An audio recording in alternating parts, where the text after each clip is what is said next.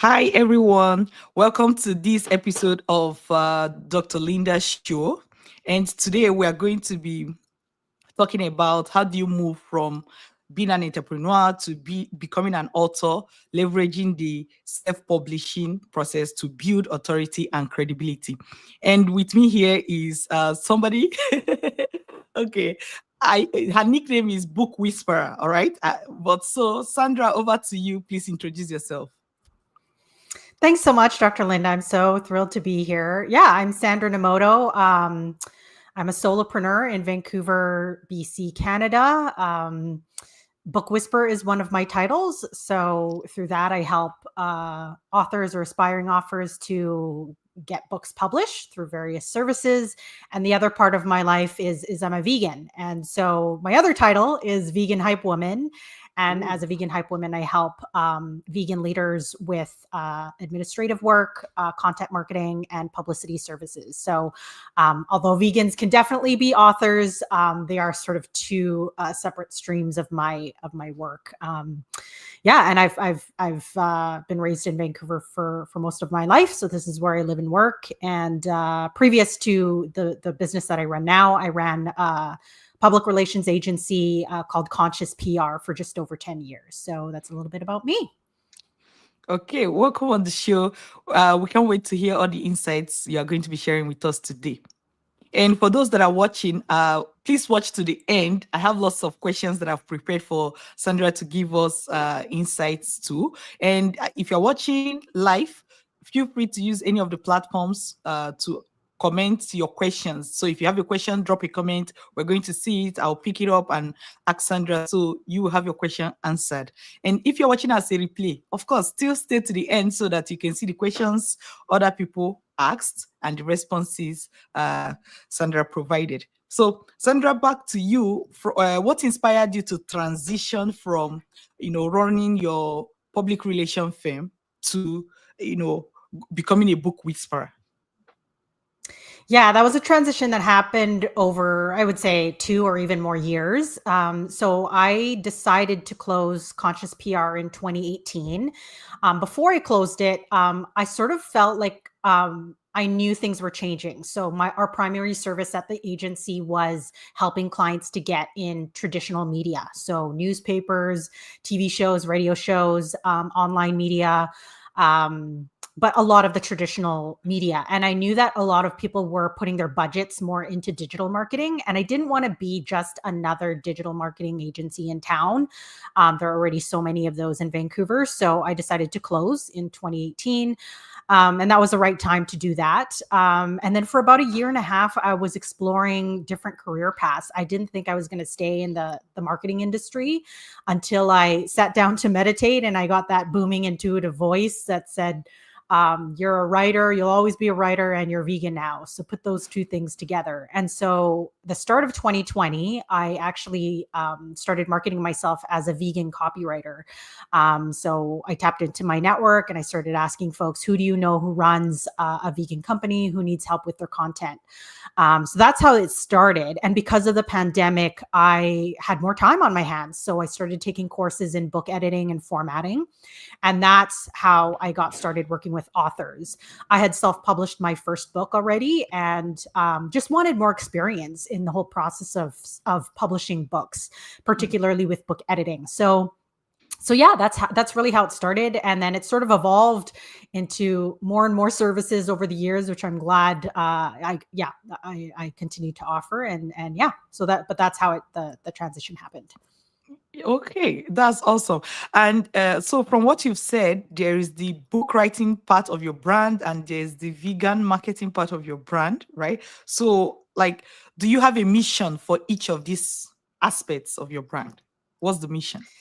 Yes. So my mission as the vegan hype woman is to help vegan leaders become more visible, because in my opinion, the more people who are visible as vegans, the more it'll maybe influence people to move more in the direction of becoming vegan. And I do that with assistant services, helping with their content and publicity. And then on the author side, I mean, publishing books is definitely one way that vegans can become visible. But on the other side, if they're not vegan, maybe they have another mission. So it's to reach people with their story and impact people positively. Or if you're an entrepreneur, maybe you want to showcase your expertise and use a book to help get you more customers or clients. And my mission as a book whisperer is to help authors who want to have a positive impact on people through books. I won't work with just anybody, but as long as that author has a mission of helping people in a positive way through a book, those are the folks who I want to work with. Awesome. So what I hear from you there is that you help people to write books, and it is not only for vegans. That's It's not only. correct. Oh, okay, cool. So now let's take a look at your book, writing services in general, to say what are the services, what are the core services that you offer? Yeah, so there's 3 core services. One is ghostwriting. So this is for folks who don't have time to sit at a laptop and type, or they don't think they're a good writer. My preference as a ghostwriter is actually to sit down with authors on Zoom and record them speaking their book. And if that even seems hard to you, we can come up with a list of questions that I can ask so that it'll prompt you to give those answers. And really what we need to do is get to 30,000 words. And that's a book, that's a manuscript. So that's really what it takes as a ghostwriter. Or if you've already written your book and you now you need the services of an editor, that's what I do. So there's different types of editing. The one I focus on is copy editing. So not only removing, spelling or grammar mistakes, things like that. Also fact checking, clarifying, making sure your references are in order, that sort of thing. And then the third is formatting. So I don't have a traditional graphic design background. So this is as close as I get to being a graphic designer. If you really need a professional, like if you really want your book to, have very complicated design, I would definitely refer you out to a graphic designer. But if it's pretty simple, like black text on white paper, I can format the interior of your book, and I can also format the ebook, which is really important. You want to make sure that your book is also available in ebook format. So those are the 3 core services. I also have a few things that I do by the hour, but yeah, those are the core services. Awesome. Okay. It's good to know because, if somebody say they help to write books, and that's different from, seeing what aspect, because sometimes I notice that some people have already started. So maybe you see somebody who has finished, they have a manuscript, and then they need somebody to maybe copy edit it, or they already done with that, and what they just need help with is formatting. So Yeah. it's important that like from what you have said, shining light that those services also exist for authors. Yes. Yeah, absolutely. Yeah, a lot of people don't know what's involved because in the past, before self-publishing was even a thing, the only way that you could get a book published is if you signed a contract with a publisher. And then the publisher has all, their team in-house that does all of these services. And you don't, as the author, you have no idea what's happening in the background. Like your cover is getting designed, people are editing your book. Like, yeah, it's been a mystery for a long time how a book comes together. But now that self-publishing is a whole industry into its own now. Yeah, you now have control over these things and who you want to hire to help you create your book. Awesome. Okay, so you yourself, how many books have you published so far for yourself? I've published 2. Tell us more about them. What are their names? Yeah, the first book is called The Only Public Relations Guide You'll Ever Need. Very long title. I published that in 2019. So I had actually written the book. It's a workbook. I'd written the book before I closed my agency. And then when I closed my agency, I thought to myself, should I still put this book out there? Because I'd already closed my company. I didn't really want clients coming to me, but I thought to myself, I've always wanted to be an author. So let's do it. And I'm really glad that I did, because it gave me that experience using Amazon's publishing service, to publish this workbook. I didn't promote it a whole lot. But yeah, it just gave me that experience of putting a book out there. So I'm really glad I did that. That's still available on Amazon, or if you just want the PDF, you can get that from my website. And then the second book I published is this one, Vegan Marketing Success Stories. It's the world's first vegan marketing book, and I came up with that in 2021. When I Googled that summer to see if somebody had published a vegan marketing book, nobody had done it. And actually, there was only one book about vegan businesses called Vegan Ventures, published 10 years ago. And I just saw a huge gap in the market. I thought, wow, like the vegan industry is a growing industry. And so I better publish this book. So I published it in 2022. And it's just, yeah, the journey of this particular book has been really amazing. And I love the cover design. Thank Could you you. show it to us again? Could you show it Yeah. to us? Yeah, so this was done by my friend Joy Lopez, a very talented graphic designer who happens to be vegan, and she's also done two other author clients of mine. So anytime an author comes to me and says, like, "Who do you know who designs a cover?" I just send them to Joy because I trust her and she's so great to work with. Yeah, I see. And it's so good, writing a book for a niche, like you're talking about identifying a place that there is a gap, and instead of just like maybe writing a book that there are already thousands of it out there. Could you Yeah. talk more about that a bit? Yeah. So my book is actually similar to other marketing books you might see out there. I really wanted to cover all of the tactics that you could possibly do when you're developing a marketing strategy for your business. The only difference with my book is all of the case studies, the stories that were contributed, and the examples that I use are all vegan companies. So that's the difference with my book. And that's why I published it. I thought, maybe I'll get some clients out of this because this is my niche. These are the folks who I want as clients. And yeah, and I've gotten some clients out of it. No huge contracts yet, but yeah, but I would say the one thing that it did for me was it made me sort of a name in the vegan world. Before I had published this book, I wasn't really well known because, I'm not a public speaker. I don't really do those kinds of things. But soon as my book came out, I just got a lot of invitations to appear on vegan related podcasts.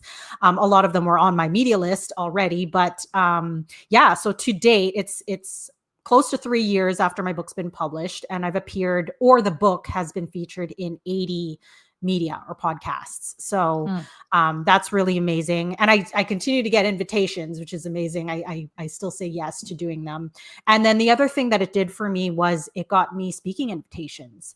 And again, that was something I was not a goal when I published this book, but I experienced this is what happens when you publish a book is the invitations just start coming. And one was a local business meetup, but the other events have been vegan related. So whether they're online summits or one company invited me to prepare a masterclass on branding for their vegan audience, and then several in-person vegan events. So yeah, so that's I would say that's the number one unexpected thing that happened as a result of me publishing this book.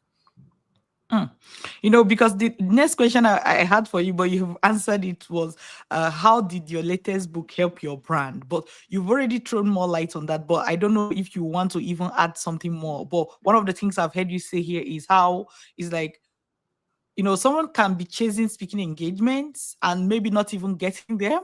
And then another person goes and writes a book and speaking engagements is chasing the person. It's like a flip, right? Yes. But yeah, how else did it help your brand? Yeah, I would say not only did my name sort of just circulate around the vegan world, because the vegan world is quite small. We're at best 4% of the population globally or something like that. But people started calling me like vegan marketing expert or vegan marketing queen. These are titles I did not give myself, but that's again because my book is not just vegan related, but marketing related. That was the whole point of it. People started associating me with marketing, and that was my goal. And so yeah, it worked. Wow, amazing. For me, asking you that is also to let the person who is listening now know that there's a lot writing a book can do for you and your brand as the person listening, right? And like today, you are sharing your experiences, and like for example, I was out uh, um, during the weekend. Was it weekend or Tuesday? I think. And I was doing book signing. A lady just walked up to me and said, "Hey, we have this thing coming up. Will you like to come and speak?" Like, we haven't even talked for 1 minute. Like, that was, I've not met her before. And our first conversation is, "Can you come and speak?" But the question is, Wow. what was it that made that person feel like you can come and speak? Because they're already seeing you have a book already. So for you to have written a book, you must know a topic. So it's like you can spend 1 hour trying to convince somebody that you're an expert, or you can write a book and the book convinces them in few seconds, because just seeing the book alone already shows that you have put in some work on this topic. You know, that's Yeah. wonderful. Yeah. I mean, it's instant credibility is what it is. Like you can meet somebody on the street and say, "Hey, I'm a marketer and I help authors." But they're not going to believe you. But if you show your book to them and say like, "Yeah, I've written a book on marketing," then it's instantly people believe you. And that it's that instant credibility factor that makes the whole difference. Yeah, and I've been trying to network with groups of professional speakers and public speakers, and I'm so surprised that none of them are promoting the idea of publishing a book to their members. Like it's so surprising because this really is the fast track to speaking on more stages if that's Mhm, part of your business. I'm honestly, and that's why I'm on podcasts like this trying to tell mhm, people if you mhm, want to be not just a public speaker but a paid public speaker, mhm. um, publish a book because that's the, that's the ticket to True, making that happen. true, true. Wow. Okay, let's dive deeper, because now, when we're talking about publish, we already talked about how sometimes in the like, people can easily feel like, "Oh, I don't have, these thousands and thousands and thousands of dollars to give to a publishing house." But the person may not even understand that, well, while that is still okay and possible, there is another way, which is the self-publishing route, right? Which is the main focus of today's conversation. So let's start by defining what does it mean to self-publish a book, in your opinion? Self-publishing a book means that you as the author have the rights to the content. And so let's say you publish a book and you win an award, shortly after, and you want to put the award seal on your cover. You don't have to ask anybody to do that. You can go and get your designer to, "Hey, I want an award, put the seal on the cover." Or let's say within a year you have more updates that you want to share and you want to publish a second edition of the book. Mm, You can do that at any time. You have the rights to your book and you can change them at any time. You can even recall your book and like and say, "I don't want to sell it anymore." That's the difference. Whereas when you sign with a traditional publisher, you're not paying anything. In fact, some publishers may want to pay you, for the rights to your book. If you're, let's say, an influencer or content creator, or you're already well known, you might get an offer from a publisher who will pay you to write a book. But the thing is, they will hold the rights to your book for as long as that contract states. So that can be anywhere from a year to 10 years. And as long as that publisher has the rights to your book, you do not have control over what you can do with your book. That's the difference.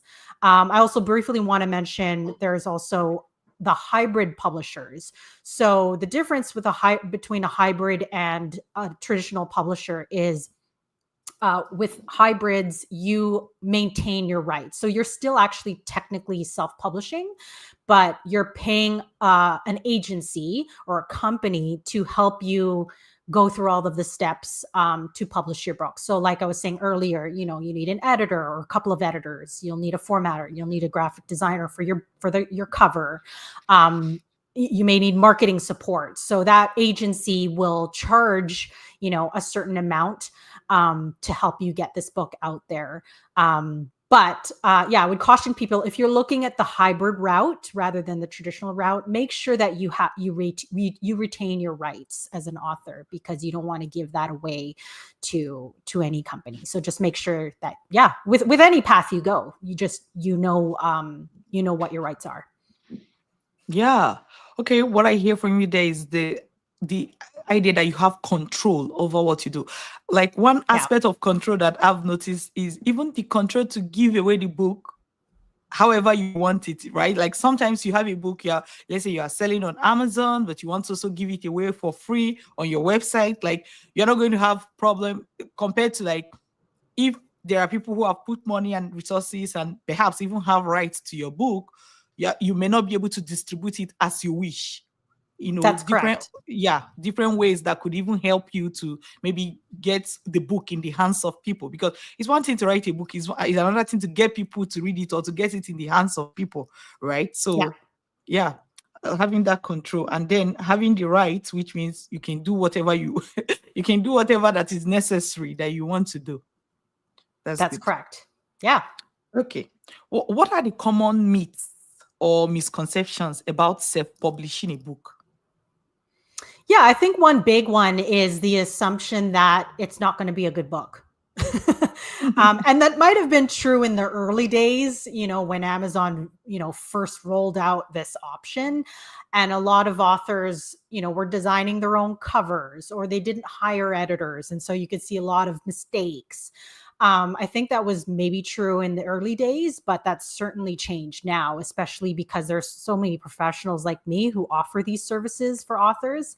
Um, and there have been so many success stories of self-published authors. So I'm actually going to be doing a blog series soon on this, because I really want to highlight those people. So for example, E.L. James, who created the 50 Shades of Grey romance trilogy. I mean, if you haven't read the books, you certainly know the movies. Mhm. They become Hollywood movies. And so that's a huge success story for her. Another one is Mel Robbins, who is traditionally published now, and who, is very well known as a speaker. But her very first book, I'm forgetting the title now, but she originally self-published it, and she actually made waves from the ebook and the audiobook. So as it actually wasn't, physical copies in bookstores that got her, to the bestseller list, it was the ebook and the audiobook. So Mhm.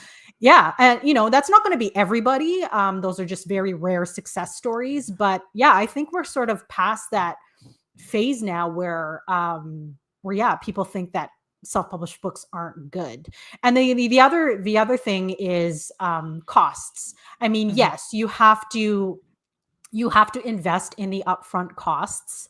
Um, but I would definitely suggest, you hire a good editor and you Mhm. hire a good cover designer, because that's your packaging, that's your marketing for your book. And so Mhm. you really want to make sure you invest in that.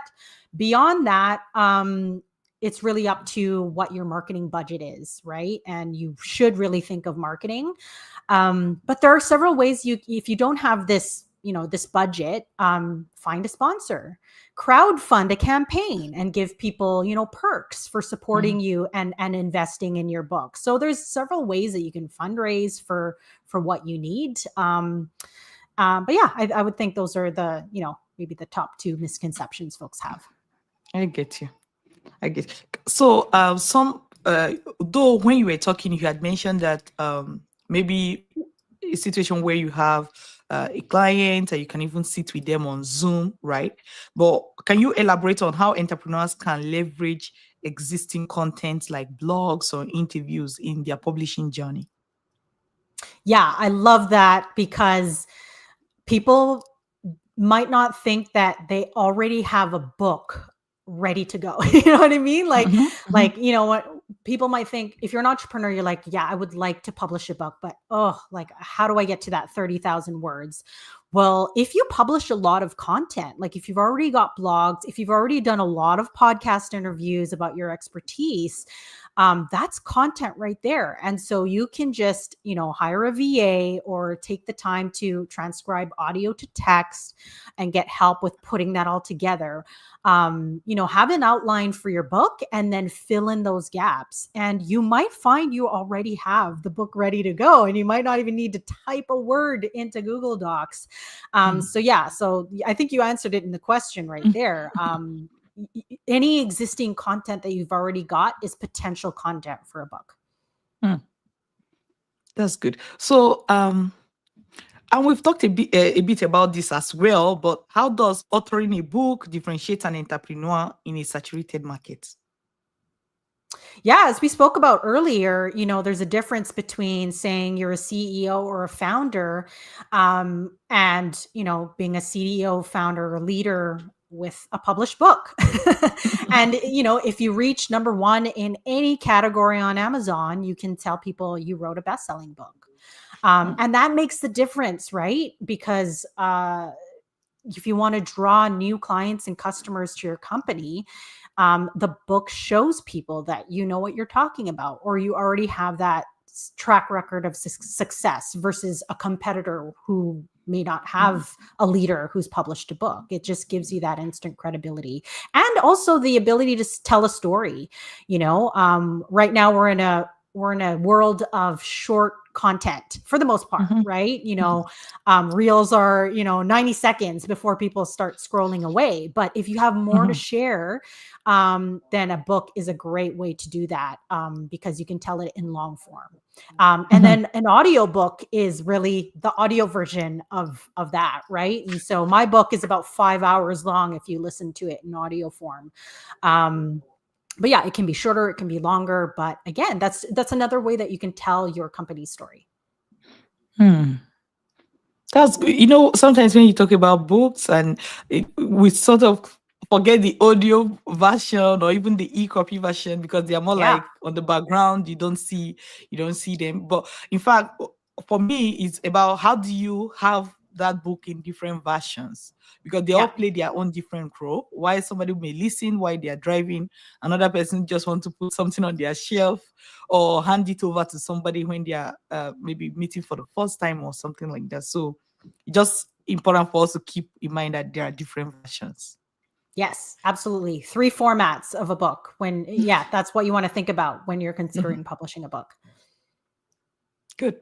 Okay. What are the initial steps an entrepreneur should take when considering self-publishing their first book? Yeah, I think I would say number one, know who your target reader is. And people always, think about, let's come up with a brilliant idea first. Well, yeah, ideas are everywhere, but I think you should have an idea of who the target reader is. The next thing I would suggest is come up with an outline because that's going to help guide you with the writing. Or if you decide, I want to go for a traditional publisher and I want to pitch the idea of the book, you actually don't have to write it. You just submit your proposal. But it's a good idea to have an outline to show people this is the journey that I want to take a reader on. And no matter where you are in that writing process, as soon as you start as soon as you start being serious about doing this, I would start thinking about marketing. Because as soon as you know who your target reader or readers are, then you can start developing your strategy as you're writing the book as to how you're going to get this in their hands. And that's super important. There are authors who publish their books and then they come to me and they say, now I need marketing help. and it's like, you should have been thinking about this before you launched, because now you have to invest more time and effort into marketing when your book is already out there. So definitely start developing your strategy as you're writing the book so that by the time it's launched, you know exactly where, kind of where you're placing it and all the different tactics that you're going to be using. Okay, so I think the next question I have for you here is, what kind of book should an entrepreneur write if the goal is to build authority in their field? Yeah, so you're going to be doing a nonfiction book, clearly. It's not going to be made up. I would say, yeah, and that's really it. From there, it's about the story. What kind of journey are you taking the reader on? Some folks like to have a bit of memoir elements in there, so maybe parts of your childhood that talk about how you how that journey influenced the creation of your company. You can sprinkle in more personal elements, certainly, if you want to. But I think if you want to just stick to, like a hard business book and being practical, then yeah, I think that's usually the path that people go to. Yeah. Okay. Coming up with that question, I think, okay, sometimes you are talking to people, or maybe you read somebody's profile and you see this idea that, oh, yeah, we need to write a book in order to gain authority, and maybe the person have written children's book. Now, this is the if you're into children business, toys for kids, writing children's book will be the right place to go, right? Because that's your business Yeah. and that's what you're doing. But let's say you see a professional, doing something totally different, but then feels like writing a book is good, right? And then maybe, but what book? Then children's book. But my what is going on in my mind is, yes, writing a book is good, but is it just any book? Will writing a children's book for a professional, you know, help to create that authority and instant credibility that we're talking about when it comes to book writing? That's a good question. I mean, I find I come across a lot of folks actually on LinkedIn who tell me, "Oh, I'm working on a children's book, or I've already published a children's book," and that's great. I think it's another thing, like title that you can add to your resume or your LinkedIn profile to say you are a published author. But obviously, the audience for a children's book is going to be much different from whatever your business or the company that you work for sells. And so that's the difference. It's the audience, right? I don't think there's anything wrong with publishing a children's book, but it's probably not going to support your business or your career unless, like you said, you run a toy company or something like that. So yeah, I think you just have to be strategic. There's Mm, nothing wrong with publishing a children's book, but yeah, if you really want it to support your business, then yeah, I would say maybe come up with a different target reader. I see. And good. I love the way you have even put it, because it's more like trying to explain why that may not be the right place to go. Because if you have published children's book and the audience, the reader is different from the people you serve, that means even when you are promoting it, it's like you're promoting to the audience that is not your business audience, right? So um it may end up not, adding that visibility to your own business that you should be promoting. Do you get? So Yeah, and that's why I say when you come up with the idea for your book, think about the reader right off the bat, mhm, because then you know who you're writing for, mhm, and then you know how to reach them. So for children's books, you're most likely going to be targeting parents, because parents are the ones buying books for their children, unless it's like a youth, more of like a young adult mhm, book. So you're actually targeting parents, and mhm. maybe parents are not your target client or customer for your business. So, yeah. So I mean, depending on the genre you go to, you always have to think about who the target reader is. It's the same thing with any business. You Mhm. have to think of your target market. It's the same thing with a book. Okay, thank you. What common challenges could first time self published authors encounter, and how can they avoid it? Yeah, I think we've touched on it already. It's I mean, first the first challenge might be just writing the book, right?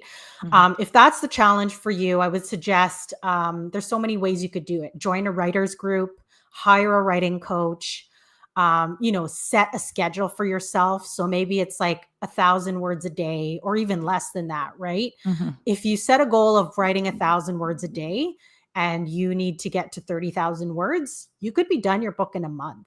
It's, like people think, oh, 30,000. Wow, I'm going to be at this for years. Well, it depends. It depends how much research you need to do to finish this book, right?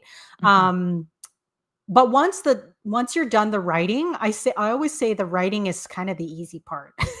The other part of is the marketing. And that's where a lot of Mm, authors fall short. They have not thought about a marketing strategy to get their book out there. They think that even if they've been picked up by a publisher, that because their book is in a lot of bookstores, that it's just going to sell itself. No, there's hundreds, maybe even thousands of book in every bookstore around the world, and so yours is mhm, just isn't going to fly off the shelf. Um, out of instantly, right? You mhm. have to put the work in to, show up at book launches or market your book online and appear in the places where you need to reach that target reader. So I think that's the number one thing that I see where authors fall short is they put the book out there and they think magically people are just going to buy it, and Mhm. that's not the case. You really have to have a strategy behind it. Mm. Okay. Because my next question is how can self-published authors leverage media outreach to gain visibility and establish themselves as thought leaders? I know you've touched on it, but maybe it's like let's give it its own space. What are the maybe we can say two or three strategies that an author can employ to market their book? Yeah. So if you've got a budget, you can hire a public relations agency or a publicist. So you can Mhm, choose somebody maybe who lives in your area who can help you get more local coverage, mhm, or a publicist or an agency that specializes in the audience that your book is targeted to. So there's different ways of going about it. But if you have the budget, hiring a professional is a great way to go, because then they can do all of the work in reaching out to the media on your behalf and mhm, arranging those interviews for you, or just getting the book out there, where it needs to be. If you decide to do your own media outreach, like I did, you're going to have to come up with a media list. And I would suggest that that list is at least 200 outlets long, um, because you're not going to get into every media outlet. mhm. If you can, great, but it's usually not 100% success rate, right? So Mhm, in your with this media list, you want to look at local media. So the media in your area, because maybe they want to highlight somebody local. You also want to look at media or podcasts related to the industry. Let's say it's a business book, so the industry mhm, that your book is about. So you can go onto you can find databases of podcasts mhm, where those hosts or producers would be interested in having you on as a guest to then talk about your book. So I don't have like a whole list of these databases, but Rephonic, REPHE, sorry, REPHONIC, mhm, I believe, is one of the ones that I've used for clients before. Or yeah, you may find other places where you can find lists, but essentially you want to mhm, build a list of media who would be interested in either featuring the book or interviewing you, so that once you appear in those places, then the listeners or the readers or the viewers will then say, oh, like, yeah, this person has released a book and I'm really interested in that topic, so I'm going to go out and buy it. That's mhm, honestly how vegans learned about my book, is because I went out there and did all of these interviews. So mhm, yeah, there's different ways to go about it, but yeah, I would say those are the top two ways. mm. I get it. What about like what about social media? What can authors do like social media related that can help with promoting the book? Yeah, so this is really important. If you've already got a social media presence, definitely you want to spread the word about your book. I would suggest maybe 2 months, or at least a month in advance of your book Mhm, coming out, mhm, so that, if it's on pre-order, you can already start selling copies before it's even out. And then definitely at least a couple of months after the book is out, you want to continue spreading the word on social media. Personally, I don't think you need to be on every social media account, because that's what I did for my book. And I wish that I had just stuck to maybe Instagram and LinkedIn and maybe a little bit of Facebook too, because those mhm, are where my biggest audiences were at the time. And honestly, I don't think like posting on X like really helped. So you don't need to be everywhere. But definitely if you already have a presence, yeah, utilize that. And if you don't have a social media presence, maybe that's something you want to consider building Mm-hmm. while you're writing your book, so that by the time your book is out, you have at least a little bit of an audience that you can share it with. Okay, these are helpful insights. Now let's look at for entrepreneur that is contemplating writing a book. Maybe all these things we've been saying that they're like, okay, I think at this point I should really be writing a book, right? What mindset shifts are necessary to embark on this journey, this book writing journey? Great question. Um, you might not need a mindset shift. I guess it just really depends on where you are. Like if you're already pretty familiar with doing media interviews, for example, or speaking on stages, this is just another tool in your toolbox to help get you or your company out there. And so you may not need a mindset shift. You might just need like somebody like me who can be like, all right, like, which path do you want to take? And if you want to hire a ghostwriter, like let's go, let's start doing this. Mhm, If you're not quite there yet, yeah, I would say maybe draw inspiration from authors that you already admire. You mm, know, look at their books, see what you like about them. Maybe look at their publishers, because maybe you want to pitch to that same publisher with your book idea mm, and see how it goes. You don't have to have written your book already to pitch a publisher. When you pitch a publisher, you're just pitching them the idea. And mhm, then you don't start writing the book until that contract is signed. And so you can go that route and and have the mindset shift when you've signed that contract, mm, because now it's serious. Now you're on a deadline and the pressure is on. Maybe people work better that way, right? mhm, So yeah, and if you don't want to go that route, if you're thinking of self-publishing but you really just need that motivation, talk to a coach. Like, I'm a book coach. It's not one of my core services, but if you mhm, need accountability, let's say as you're writing and you want mhm, to hop on Zoom with me for half an hour to see where you are in the process, if that's mhm. something that you need to shift that mindset, then yeah, there are people like me out there who can help you do that. Mm. I get it. Like one of the things that was coming to my mind, even as you were speaking, is, you know, could there be people feeling like, well, it is people who are very big experts that should be writing a book. I don't know if I know enough to write a book. I don't know if somebody is saying this to themselves. Well, what message do you have for them?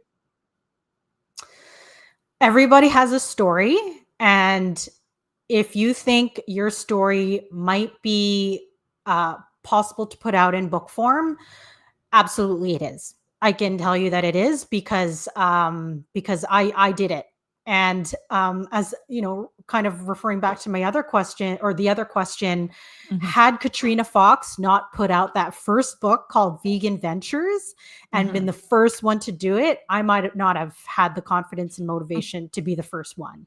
And so it was really her leadership that gave me the motivation. And so yeah, I forgot the question already, but no, but yeah. that's okay. You can, because sometimes it's like we're saying something and then an idea comes in and you just want to, shine more light on the idea. So that's really good. Yeah, especially if you've like I did, you Mhm, do some research, see if somebody's already done a book that you're thinking about doing. If nobody has, mhm, then that's kind of your calling. You should be the first one to do it, because it's an underserved market. And mhm, as I've talked about, being the first one to do something in a category, or the first book in its category, will then boost your personal brand or your business brand if it's business related. Like I said, I was the first. This is the only vegan marketing book that's out there in the world. um and yeah, it's kind of a like what is it, it's a small pool of of books about veganism or vegan business, um but yeah, that's how you stand out, because you don't want to do a book, as you said in the very beginning, that's just like everyone else's, because mhm. that's not a good marketing strategy, if you to do a book that's just like everyone else's. Okay. Now, what about if somebody is thinking, I'm just trying to imagine what somebody can be thinking, right? There are, see, if you look at behind you, there are lots of books behind me, lots of books, and libraries, lots of books. Do I really need to add to these books? There are enough books in the world. If somebody is thinking like this, and this is the thought that is stopping them from wanting to go on to become an author, what message do you have for them? If you have a calling, an inner calling to publish a book because your story is unique, even if there are millions of books out there, I think, like they say, about 1 million books get published every year. Mm, Um, but everybody is different. All of us 8 billion in the world have a different story. mm, So if you're thinking about putting your story or your expertise out in book form, absolutely there's room for it, because there's been millions that have come before you, and there will be millions coming after you. So mhm, it doesn't matter how many books there are out in the world. It's about the story and whether there is an audience for that story. And so if you think that there is, then yeah, I would say do it. mm. Yeah. And to add to what you have said as well, is like, even if there are a million books out there, none of them have your name on it when it comes to like branding or talking to your audience. And everybody is also different, right? Like your audience want to hear from you. The people you are serving or going to serve, they want to hear from you. There are other books, but those are for people who have written those books. So if somebody is listening to you, they feel you're an expert, they want to learn more about what you have to say. So even if there are books already in your niche, it's still possible for you to add your voice for the sake of your own audience, for the sake of your own branding, you know. Yeah. Yeah, absolutely.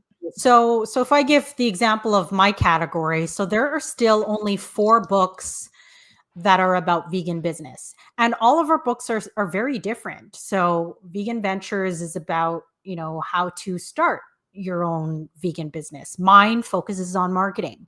The Future of Food is Female came around this, I think, just before mine was published. And Hmm. that focuses on stories of female founded vegan food businesses. Hmm. Still another different kind of book. And then the fourth one highlighted, I think, about 35 different vegan businesses. And that came from a column that the author used to write in the Vegan Food and Living magazine in the UK. So even within our category, all of our books are so different. So absolutely, like if there are have been books out there written about your industry or your field, do that research, look at what's out there, and then see what you can bring to the table that's new, because things are always changing. And so these especially with nonfiction, the information is always going to have to be updated anyway. Hmm. So it's already been, close to 3 years since my book's been out. A couple of these businesses have closed. That's the that's we can still learn from their stories, but yeah, a couple of them have closed now. So things are always changing, and so there's no better time than now to put yours Hmm. out. If you've got a differentiator.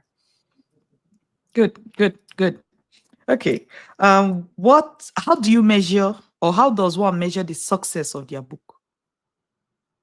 Great question. I think that's going to be different for everybody. But I will tell you that books alone will not make you rich. If you think about, let's say a book's about $20, you're not going to recoup 100% of that profit, because you still like it. A poor percent needs to go to your publishing platform, a percent goes to printing, yada yada. So you're not earning $20 per copy. Hmm. Um, Especially in the nonfiction category, if you're running a business, you want to think about what else it can bring you. So Hmm. we joke that it's like an expensive business card, right? It's something you can put out there that proves that you've got the expertise, that then hopefully you will draw in clients. And a Hmm. lot of people, like, they'll put links to their courses in the book or their free downloads. Like, those are great ideas so that, even if somebody hasn't finished reading the book, they might Hmm. come across that link and say, oh yeah, I'll just sign up for that course. And so Hmm. um, you always want to have a strategy. Maybe the strategy is you want to get more you want to do more public speaking, Mm-hmm. and the book is the tool to help do that. Well, absolutely, as we talked about, you can get those invitations once you publish a book, because events are always looking for more credible speakers. So Mm-hmm. I think the answer is different for everyone, but don't bank on the book alone bringing you business, because it's more of a revenue stream rather than a way, yeah, rather than like a business model unto itself, unless like you plan to be a full-time author, like that's its own kind of entrepreneurial strategy, right? Mm-hmm. Yeah, I get it. A way to think, like from what you said, is more like saying it can be used as a means to an end. To get Yes. more speaking engagements, to draw in more clients, and more marketing, more visibility, rather Yeah. than, oh, how much did I make from the book? Yeah. Even some people create books or publish books and give it out for free. You Yeah. know, yeah, Absolutely. yeah. Okay. So, what advice would you give to someone who has an idea for a book but feels overwhelmed by the publishing process? Yes. The first question that I usually have when authors come to me and they say, I have an idea, is I ask them which path do they plan to take? Because the process of publishing is going to be different, whether you're going the traditional path or you choose the self-publishing path. And then, hybrid can be part of that path. And so I think it's good for people to just know the different processes. And I actually Mm-hmm. have a video that I make people watch it, or I try as much as possible to make people watch it, because I explain the three different paths. Mm-hmm. And then from there, can I help them? Because I might not be able to help you if you choose the traditional path, Mm-hmm. right? With the traditional path, usually they expect fiction authors to already have written their book. But Mm-hmm. if you're a nonfiction author, you don't have to have, it's actually discouraged that you have the whole book written, because Mm-hmm. they want the idea first, and they Mm-hmm. want to build on that idea and build and collaborate with you on the idea for the book. So you Mm-hmm. you almost just really need that big idea to sell if you want to go the traditional path. And then maybe a few sample chapters. That's a good idea to do Mm-hmm. in your proposal when you're going the traditional path. If you're choosing the self-published path, you're like, yeah, I don't want to wait, to get accepted by a traditional publisher and be subject to their contract, and you want to do Mm-hmm. it your own way. You're on Mm-hmm. your own timeline. You can get it done within a year. Mm. So it just really depends on which path you want to take, and then from there I can guide people on your next step. Mm. Okay. So, how important is a community or mentorship group in the journey of writing and publishing a book? Is that necessary? It's not necessary, but I think it's a good idea. So, especially as I said before, if you have trouble writing or you're not confident in your writing, a writers group could be great, because then you could, read out a chapter and get feedback from real people. Mm. But for me, I actually relied on the stories that I received. So it was originally my plan was, okay, I'll get 50 stories and then I'll write the book. But as these stories started trickling in, I started getting like I started getting inspired, and I Mm. started working on the book already as the stories started coming in, and just like filling in, filling in, filling in. So I think it'll be different for everybody, but in terms of writing, I didn't really need help with it, because my book relied on contributor stories. But yeah, there's absolutely coaches out there as well who can help you if you have that kind of block and you need that motivation. Mm. Okay. I remember, like, from grad school days where we used to write. It wasn't book, but it's more like research papers and lots of words. There used to be this writing group or something like they would do maybe for a period of 6 weeks. You come every week with a certain number of time, and everybody have to write their papers. Or maybe you're writing dissertation or projects. It was really helpful because when you go there and maybe you spend 4 hours.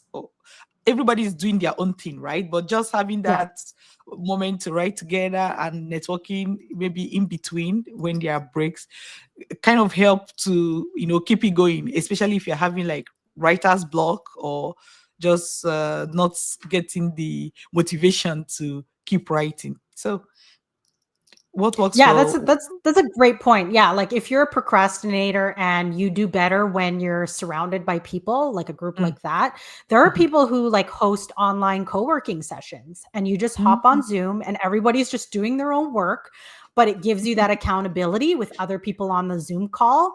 mhm, Like that could be your time to like that's going to be my time to sit and write. Like that could mhm, be it. So yeah, it just depends on kind of what tools motivate you, I suppose. mhm. Yeah, I know you are an expert in this, so I don't know, like, but let me still ask you the question. Was there a moment from your own publishing journey that was particularly challenging, and how did you overcome it?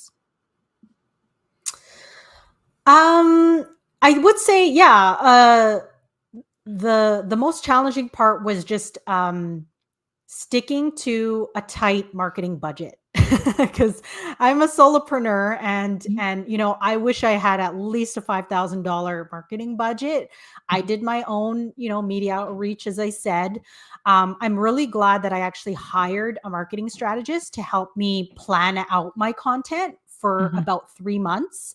And mm, then I actually added another month on top of that based on her plan. So I'm really glad that I did that because I had roughly 100 companies in my book that I needed to mention on social media to promote the book, and so mm, that really helped me get organized. I just wish that I had a little bit more of a budget for advertising, social media advertising. Um, there's one ad that I put in a magazine that no longer exists that I don't think did anything for the book, so I wouldn't do that again. Some of this stuff is like it's trial and error, right? mhm, But the one thing that I regret not doing with my book actually is I didn't do a virtual book launch. So I appeared in a ooh, lot of media. I actually did two in-person launches. So I did one at Vegan Supply, which is the vegan grocery store here in Vancouver, and they sold copies of my book. And then I got invited to do another event the very next day. So this was a packed weekend up at X Market Squamish, and they had an event where I was supposed to do a reading, but it was snowing that day and it was just not the greatest day for people even coming to the area. So I didn't end up doing the reading. I did sell a couple copies, but I didn't think about doing a virtual book launch. And I mhm, wish that I had done that because most of my readers are not in my area. They're around the world, right? And I mm, think that's going to be the case for most readers. They're mhm, going to be they're going to be around the world. And so doing a virtual book launch, or you could even have a series of these, right? Where somebody just hosts you on Zoom and you read an excerpt, or somebody interviews you. That gives you access to the readers that you may never be able to meet in person. mm. So I would say that that's the one thing that I regret not doing. But yeah, most of my challenges were, I would say, marketing related because I had a tight budget. Yeah, and your book have gone far and wide, so you did excellent as well with the budget that you had. Thank you.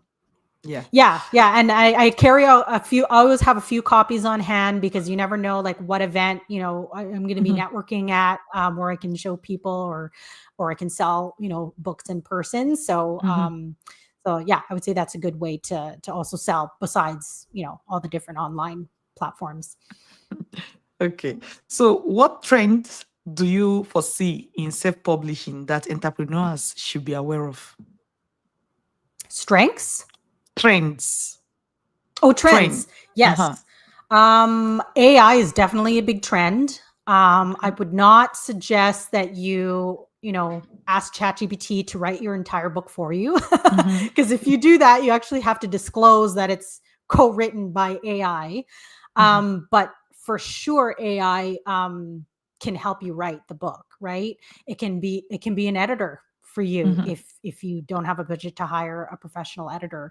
I think we're still kind of new in this field, but yeah, Mm-hmm. AI is definitely changing the game. It's helping a lot of authors get books out there, or at least, like I said, edit their book if they need to.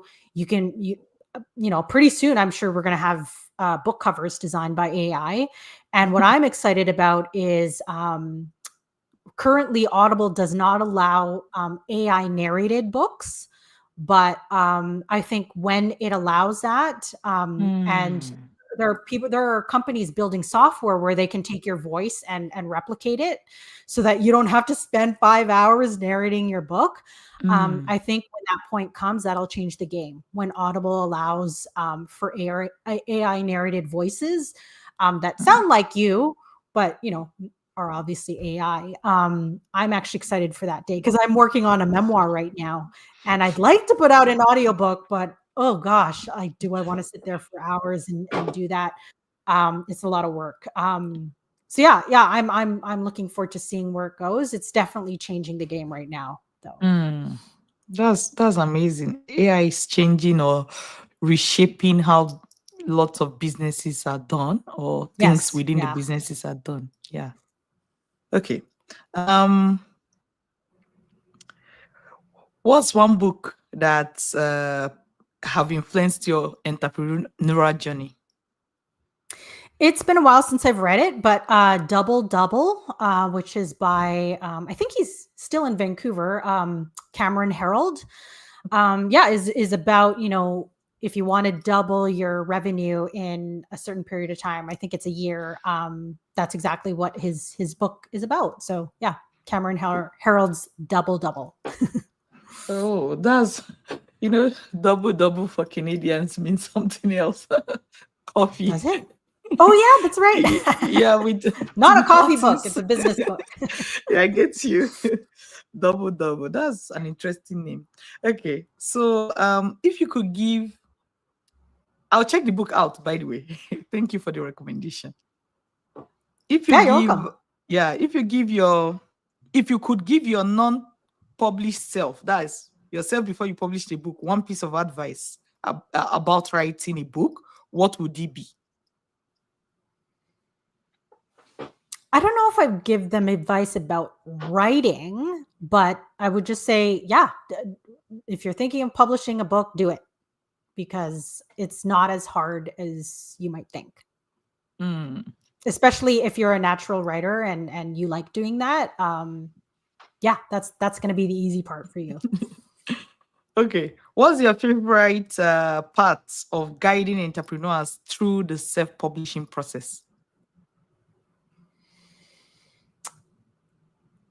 Yeah, I mean, every author is different. That's such a good question. But I would say, just overall, my favorite things to do are ghostwriting and editing. So ghostwriting, I sit with authors on Zoom who want to just speak the content of the book. Mm.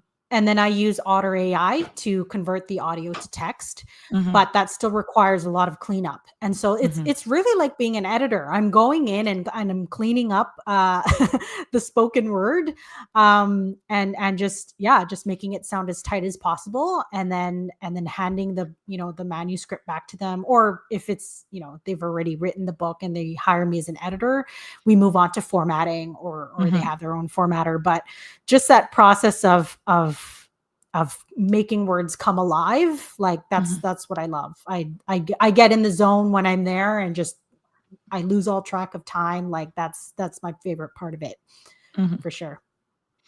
I get you. What advice do you have for entrepreneurs who are listening to us right now but don't have a book yet?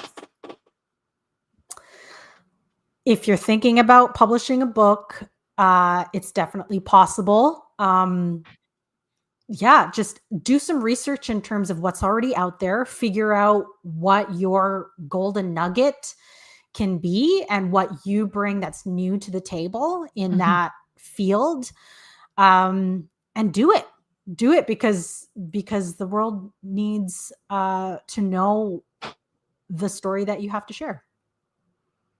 Okay. Thank you very much, Sandra, for coming in and giving us lots of insights. For everyone that is watching, thank you very much for staying with us to this time. Sandra, if you have anything else to say, this would be a good time to say it, and then we'll go. Okay, Any thanks last so much, words? Dr. Linda. Like this has been such a yeah, so much fun. I'm pretty easy to reach online with my name, so Sandra Mhm. com or the various places on social media. Yeah, I look forward to talking with you if you want to chat about your big book idea. Yeah. Okay. Thank you very much, and have a great day. Thanks, you too.